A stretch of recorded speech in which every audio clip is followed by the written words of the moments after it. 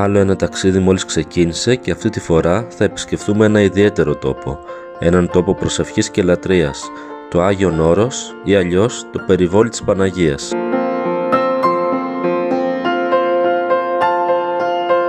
Το Άγιον Όρος είναι μια αυτόνομη και αυτοδιοικούμενη περιοχή της Ελλάδας, όπου πολιτικά υπάγεται στο Υπουργείο Εξωτερικών της Ελλάδας και πνευματικά στο Οικουμενικό Πατριαρχείο της Κωνσταντινούπολης.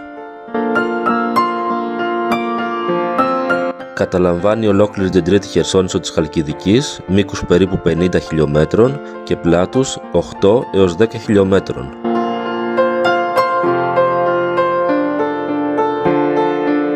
Για να επισκεφτεί κάποιος το Άγιον Όρος θα χρειαστεί να εκδώσει το απαραίτητο διαμονητήριο, το οποίο εκδίδεται από το Γραφείο Προσκυνητών στη Θεσσαλονίκη και παραλαμβάνεται από το Γραφείο Προσκυνητών στην Ουρανούπολη την ημέρα της αναχώρησης.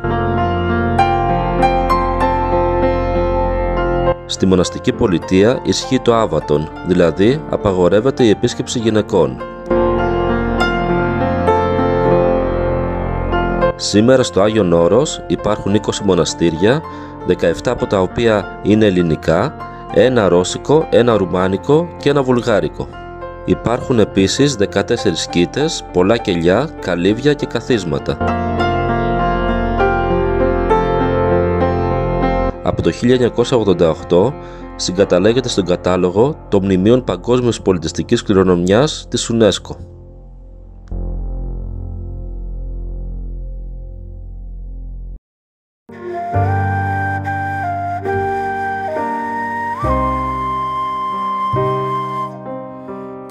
Η παραθαλάσσια Ουρανούπολη αποτελεί την πύλη εισόδου στο Άγιον Όρος, όπου από εκεί θα πάρετε το πλοίο για τη Δάφνη, το μεγαλύτερο λιμάνι του Άγιου Όρους.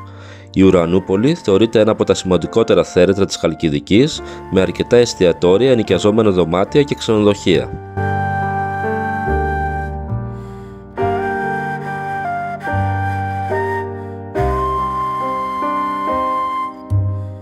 Φεύγοντας από την Ουρανούπολη, το πρώτο μοναστήρι που συναντούμε καθώς παραπλέουμε τη Χερσόνησο του Άθο, κατευθυνόμενοι από την Ουρανούπολη προς τη Δάφνη, είναι αυτό της Ιεράς Μονής Δοχιαρίου, η οποία κατέχει τη 10η θέση ανάμεσα στις Αθωνικές Μονές.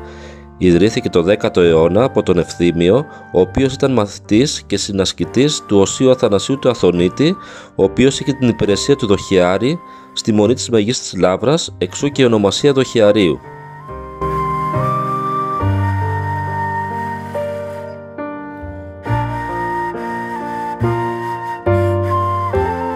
Επόμενη μονή η οποία θα μας φιλοξενήσει είναι η Ιερά Μονή Σίμωνος Πέτρας.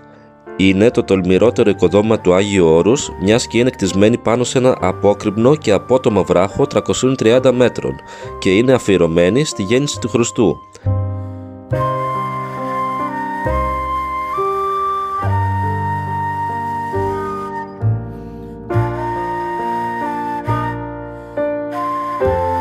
Κατέχει τη 13η θέση στην ιεραρχία των 20 Αθωνικών Μονών.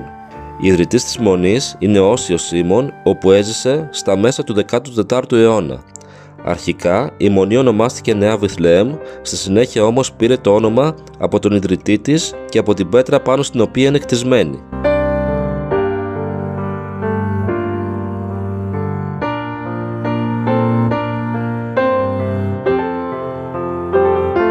Η Μονή έχει καταστραφεί 3 φορές από πυρκαγιές, το 1580, το 1626 και το 1891, με αποτέλεσμα να χαθούν πολύτιμα αρχεία και έγγραφα μεγάλης ιστορικής αξίας.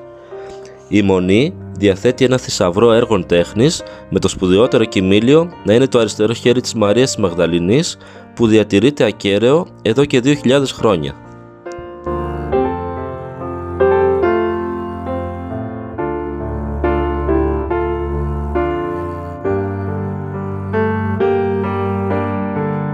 Στην συνέχεια θα επισκεφθούμε την Ιερά Μονή Γρηγορίου, η οποία είναι κτισμένη πάνω στη θάλασσα τον 14ο αιώνα και είναι αφιερωμένη στον Άγιο Νικόλαο.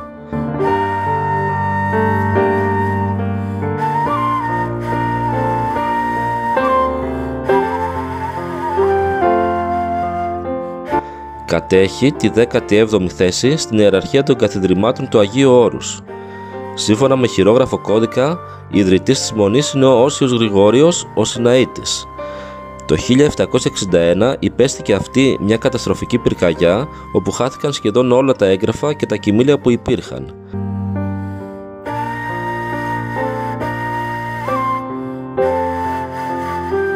Μέσα στο καθολικό της Μονής φυλάσσονται πολλά κοιμήλια και εικόνες, από τις οποίες ξεχωρίζουν εκείνος του Αγίου Νικολάου, της Θεοτόκου Γαλακτοτροφούσας και της Θεοτόκου Παντάνασας. Επίσης υπάρχει ένα μικρό τμήμα του Τιμίου Σταυρού, λείψανα Αγίων, εκκλησιαστικά σκεύη και άμφια.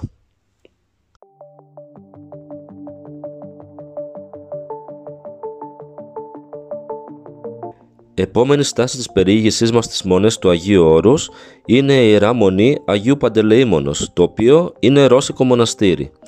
Ιδρύθηκε στις αρχές του 11ου αιώνα και είναι αφιερωμένη στον Άγιο Παντελεήμονα. Κατέχει τη 19η θέση στην ιεραρχία των μονών του Αγίου Όρους. Παλαιότερα ονομαζόταν Μονή Θεσσαλονικαίος και αργότερα Μονή Ξυλουργού.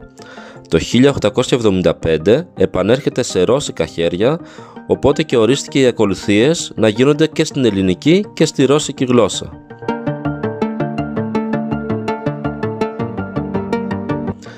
Η βιβλιοθήκη της Μονής περιέχει πολλά ελληνικά και σλαβικά χειρόγραφα, καθώς και πολλά ελληνικά και ρώσικα βιβλία. Ξεχωρίζουν οι εικόνες της Παναγίας της Ιεροσολυμίτιδας, του Προδρόμου, του Αγίου Παντελεήμονος και η ψηφιδωτή εικόνα του Αλεξάνδρου Νεύσκη.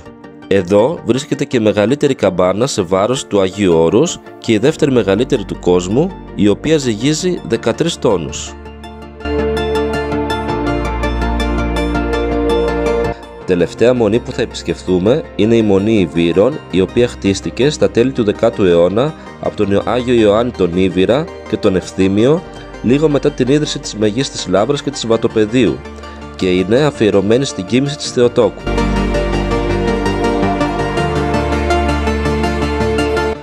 Κατέχει την τρίτη θέση στην ιεραρχία των μονών.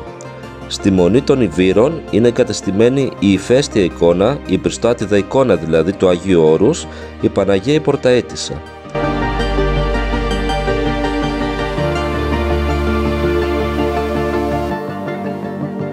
Η Μονή καταστράφηκε και αυτή από 3 πυρκαγιές το 1740, το 1845 και με τη μεγαλύτερη αυτή του 1865.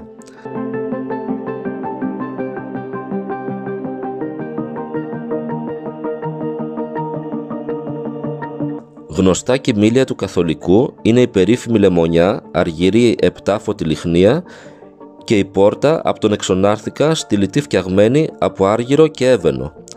Επίσης, στη Μονή υπάρχουν σκεύη, άμφια και κεντητά, καθώς και τίμια λείψανα τουλάχιστον από 150 Αγίους.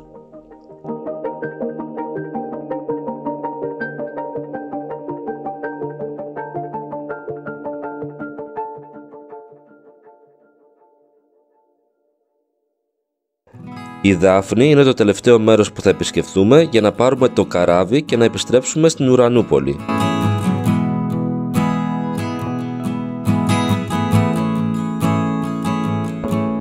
Η Δάφνη είναι το μεγαλύτερο λιμάνι του Άγιου Όρους με καθημερινά δρομολόγια από και προς την Ουρανούπολη. Επίσης θα βρείτε λιμεναρχείο, τελωνείο, ταχυδρομείο, αστυνομία, εστιατόριο, ξενοδοχείο, παντοπολία και μαγαζιά με εκκλησιαστικά είδη.